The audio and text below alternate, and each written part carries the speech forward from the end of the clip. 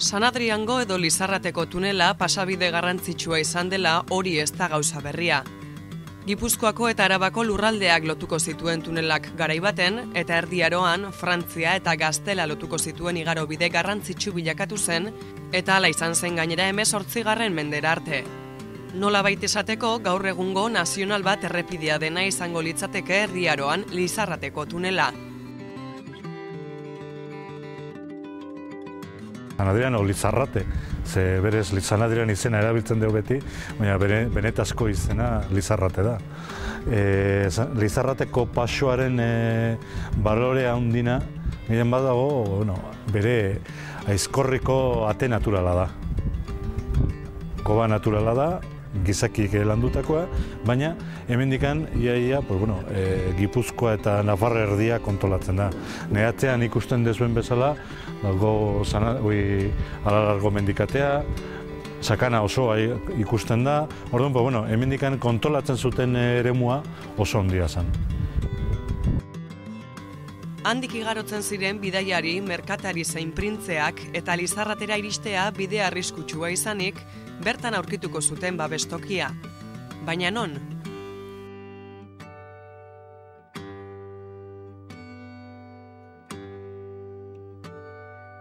...2008 eta 2009 urteetan Gipuzkoako Foru Aldundiko mendi zuzendaritzak eta kultura sailak bultzatuta, Aranzadi Zientzia Elkarteko arkeologo, historialari, geologo zein etnografoek Lizarratera egin dute.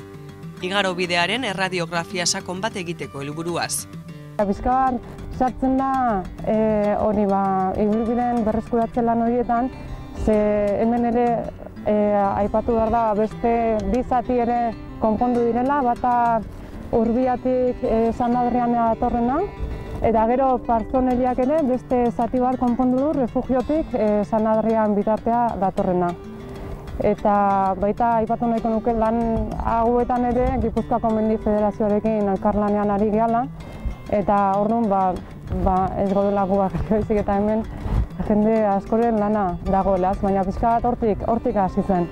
Garai bateko Lizarratek ez zuen gaur egungoarekin zerikusirik. Tunelaren ahoa askoz ere zabalagoa zen eta bertan gaztelu, benta eta herri txiki bat izan ziren. Horien existentziaz jabetuta ikerlariek sorpresa sartu dituzte azken 2 urteotako azterketek emandako emaitzak. Uste baino oparoagoa izan delako bertan aurkitutakoa. 14. mendeko inskribuetan San Adriango gaztelua errealitate bat daia da, eta 16. mendera arte funtzionamenduan jarraituko du. Hala ere, baliteke gaztelua 12. mendean dagoeneko zutik izatea. Gazteluan, bai, ikusten genuen, pentsatzen egin hasieran gaztelu txiki bat izango zela, koban bakarrik egongo zela, bai, koban barruan dago, zenbait aztarnak ikusten dira, asko desagertu dira, urtek eta urte pasadia, 1000 urte pasadie, eta orduan, desagertu dira. Eta hor, gehien bat, gaztelua egongo zen gainekaldean. Oain zeharo desagertuta dago, baina zenbait plataformak, artifizialkik egindako plataformak, orduan, ikusten den bere momentuan tezulo ezberdinak, egongo zian dokumentazio dion bezala, bere almenak egurrezko egitura bat, zeharo desagertuta noski, baina haren zimendu batzuk bai gelditzen dira. Orduan, gaztelu horrek bere garaian esate zuten 300 bat personentzako tokia egongo zela.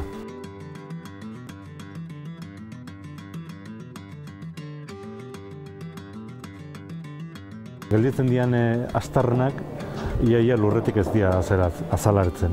Orduan, momentu honetan ikusten dira zenbait tokitan pareta batzuen zimenduak eta haren gainean egongo zen egurrezko egitura.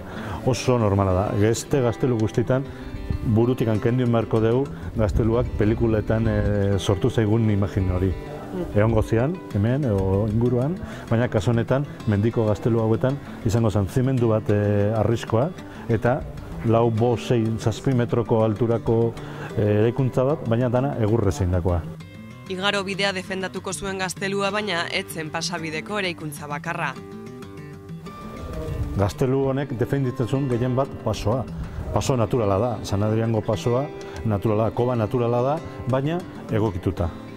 Oain etortzen baldin magea, tunelea eta ikusten baldin badeu, pasatzen baldin magea, tuneletik alde batetik bestea, ikusiko deu, gauz paretak, zeharo garbik, ikusiko deu ermita erdian, baina inguruan bate.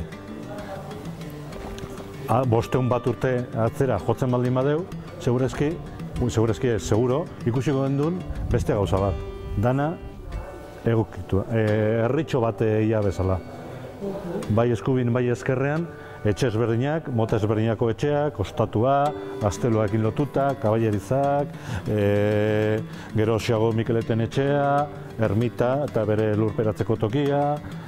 Ia, herri txiki baten bilatu bergendun olako elementuak. Egurrezko estrukturak beraz eta garaiko arkitektura maixulana. Tunelaren barruan 20. mendera arte zutik mantendu den beste estruktura bat, benta edo ostatua. Garaiko bidaiariei zerbitzu ematen zien ostatu horren zimendu edo oinarriak, horiek ere azaleratu dituzte Arantzadikoek azken astearketetan. Oain momentu honetan gaude ostatua, ostatuaren justo sarrera nagusian. Altura honetan egongo zen, orduan ikusten dezue, betelana izugarria da. Hemen, bai ostatu eta bai Mikeleten etxen aldamenean dagoen eraintzitako etxea, zu hartu zuten mende hasieran, 20. mendeen hasieran, eta bertan bera gelditu zen, eskombro guztiak barrukaldean hori zian. Orduan momentuan honetan gaude justo, ikusten dezuen bezala, janbak edo atea izango zen ostatuaren sarrera. Ostatu hauek oso garrantzi handia zuten bere garaian, gehien bat kontuten eduki beharko zuen, oandala zenbait urtetan garraio sistemak komplikadua itzatezian, eta zehamatik Zaldundora pasatzea, etzan 5 minutuko asuntua, baizik eta egunak igaratzea kostatzen zen. Negun, hemen, elur desente iten dula, orduan, olako toki bat eukitzea, eta portu guztitan egoten dan beti ostatun bat edo bentaren bat, oso arrunta da, eta San Adrianen kasun, ez da salbo izango. Hemen dago, hau azaldu dira, gehien bat, ostatu honen zimenduak, fama txarra zeukan egia esan, oso garestia zala, baina nola kompetentzi gazortan, kompetentzia eskatzatzen, bera eramaten zuen negozio osoa.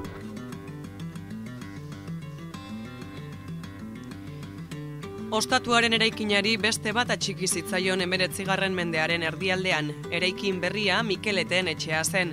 Horiek biak, ostatua eta Mikeleten etxea, 20. mendearen hasierar arte egon ziren funtzionamenduan, sute batek biak errezituen arte. Ostatuko eta Mikelet etxeko paretek hitz egingo balute asko lukete esateko esaten dute, bidaiariek ez zutela berehalakoan hasten Lizarrateko pasabidea. Lapurrak, hilketak, ostatuan ordaindu beharreko kopuruak, urteko hilabete gehientsuenetan ere lurra, desnibel handiak, etzen ez goxoa izango. Bideak igaro bide nagusi izaten jarraitu zuen 18. mendera arte.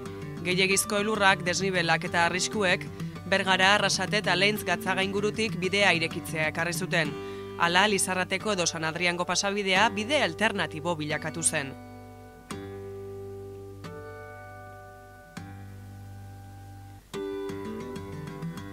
Eta pasabideaz ari gara beste batzuen artean, eta pasabideak bidea, kaltzada behar du naita nahi ez. Bada, garaibateko galtzadaren berreskuratze lanak dira, San Adriango berreskuratze lan orokorren abia puntu edo oinarri. Izan ere, Gipuzkoako Diputazioak erabilera publikoa sustatzeko eta mendi ibilbideak bultzatu eta biziberritzeko duen plana da, San Adrianen azterketak egitera sartu izanaren arrazoia. Kontuak kontu, lehengo galtzadaren itxura berreskuratzeko lanek aurrera darraite. Oain berritzen nahi dian paretak, berritzen nahi dia pareta zarraren gainean.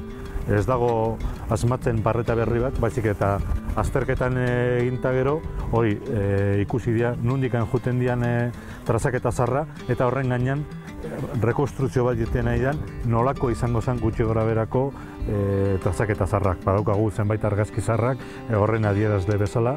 Orduan, horrekin ikusten egian zati batzuk dira berriago, 18. mendekoa, beste zati batzutan dira zarrago, 16. mendekoak, hor dana nahastuta dago, azken finean, dana bata beste montatuta, nahastuta, eta orduan, ez dago garbi esateik hau zarrago, hau berriagoa dela.